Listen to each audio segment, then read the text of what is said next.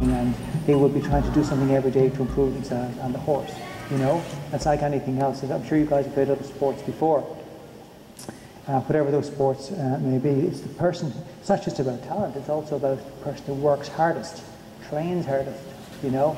You know, there's a very famous golfer called Arnold Palmer, and somebody said to him, you know, you were very lucky throughout your career. Just so the girls can see your lower leg.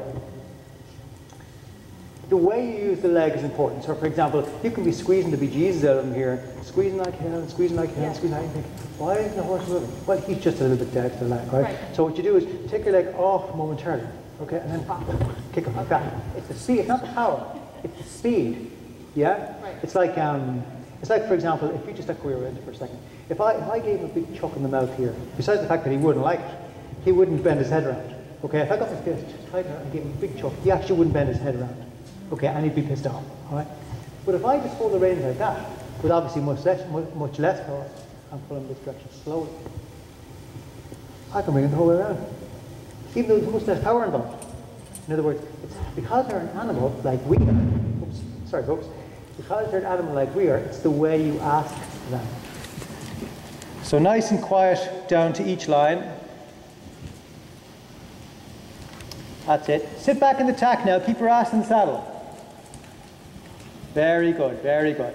Keep him there. Slow him down even more, Britt, by pulling him to the outside. That's it. Don't let him get away from you. And remember to use your voice down the line.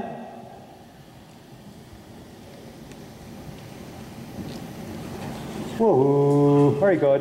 And outside rein. Sit back yourself. Good, very good. Excellent. And go straighter after the X.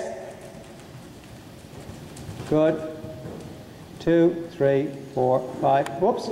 So for example, I've said when you're making your downward transition, say from trot to walk, you'll sit up, you'll say whoa, and you move the bit around the horse's mouth, right?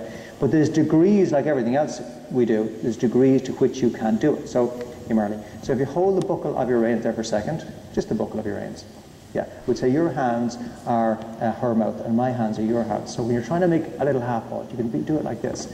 Whoa, okay, see the way, I think it's caught here.